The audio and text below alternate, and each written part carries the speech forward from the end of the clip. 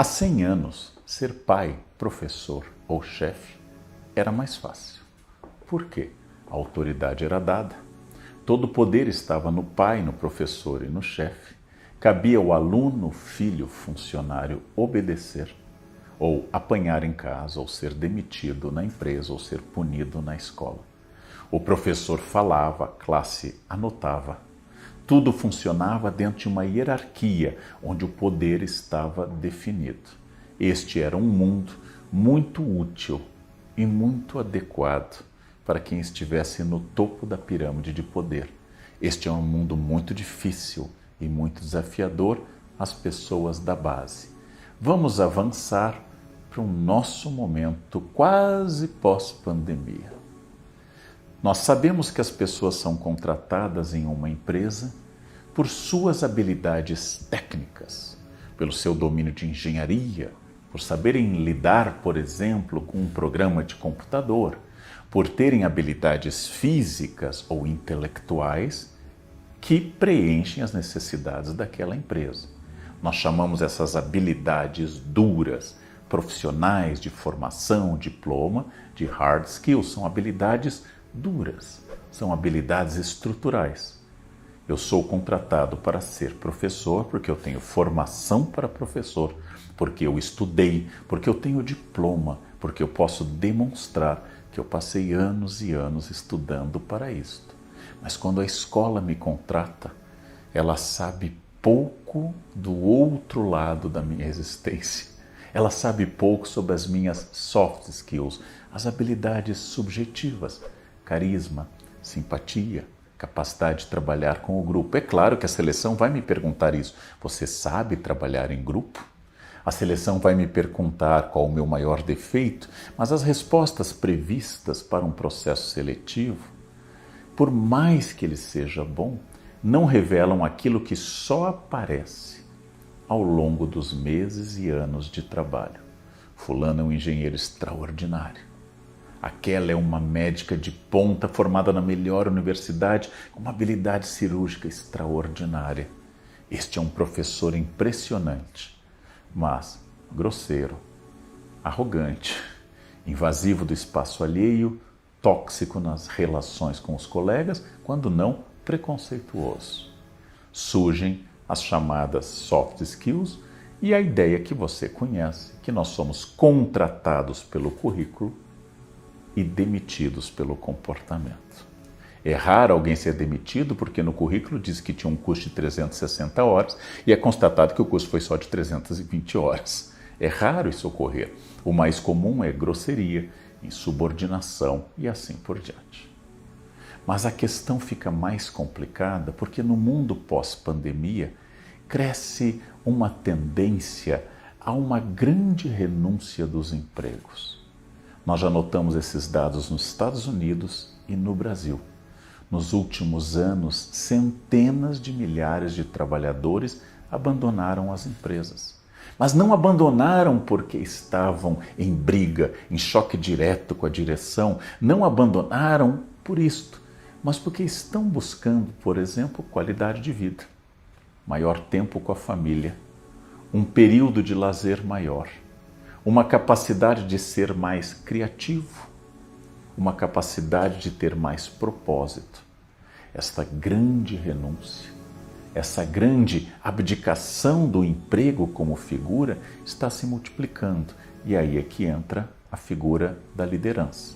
Se nós falávamos antigamente de hard skills e soft skills, hoje nós falamos que um verdadeiro líder desenvolve, promove e estimula power skills, ou seja, a combinação dos dois elementos. Claro que eu preciso de um médico competente em medicina. É claro que eu preciso de uma arquiteta competente em arquitetura. É claro que eu preciso de uma professora competente no exercício de dar aula. Mas, junto com isso, eu tenho que desenvolver uma coisa quase tão importante, ou até mais, do que aquela. E essas power skills se transformam em coisas fundamentais. A liderança através do estímulo de cursos, a liderança através de feedback contínuo, a liderança através da barragem, parar as fofocas, a maledicência, tudo aquilo que um grupo humano costuma promover. A liderança que ajude a fazer reuniões produtivas, que estimule as pessoas, passou a ser um tipo de liderança muito diferente daquele tipo cuja simples presença assustava a equipe. Um mau líder é aquele que provoca a pergunta de um funcionário que chega um pouco depois do horário normal e pergunta: ele já chegou? Quando as pessoas perguntam: ele já chegou? Existe um medo ainda ao poder. Um bom líder é aquele que a chegada promove uma tranquilidade, porque agora tem alguém que nos ajuda, agora tem alguém que nos incentiva, agora tem alguém que vai estimular e que tem uma visão total do processo. O bom líder deixa de ser aquele relógio ponto que controla a produtividade dos funcionários e, especialmente em funções criativas, críticas ou de grupo, ajuda a desenvolver uma espécie de ambiente onde as pessoas não apenas funcionem e atendam à demanda da empresa, claro, mas também funcionem como pessoas entre si e com o grupo. Por isso que é fundamental que eu aprenda uma certa inteligência emocional no contato com as pessoas, que antes não era demandada. Um bom professor há 100 anos tinha autoridade. Hoje um professor precisa de autoridade, mas hoje somos muito intolerantes ao autoritarismo. A boa capacidade de estimular essas power skills transformou a noção de liderança. E quando falamos que os colaboradores de uma empresa devem procurar, dentro do princípio da learnability, a capacidade de continuarem aprendendo, é óbvio, você concorda com isso, todo mundo concorda com isso, mas não se esqueça que isso se aplica também à liderança. Os líderes costumam dizer: quais os últimos cursos que você fez? E os liderados poderiam dizer: e o senhor e a senhora? Quais os últimos cursos que fez sobre liderança? O desafio tem que ser coletivo. Vivemos experiências inéditas. Ninguém preparou uma estratégia clara sobre ação e estratégia em negócios pós-pandemia. Ninguém sabe como realizar um novo tipo de aula onde as atividades presenciais e as atividades virtuais convivam. Ninguém sabe como será o futuro de uma medicina em que a anamnese médica, a entrevista para o levantamento dos dados do paciente, pode ser feita agora virtualmente. Ninguém sabe onde está com clareza essa caminhada.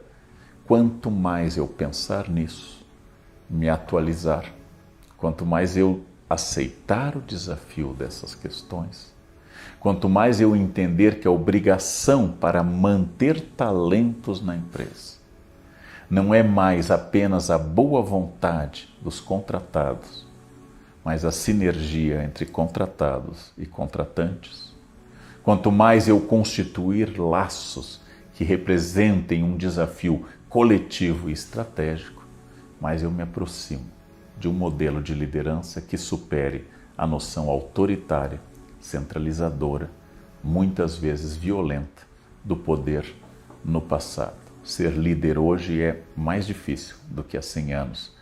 Ser líder hoje é um desafio interessante para que você possa pensar que não apenas os associados e os colaboradores têm desafios novos na empresa, mas você que exerce qualquer liderança também tem o mesmo desafio. Foi um prazer.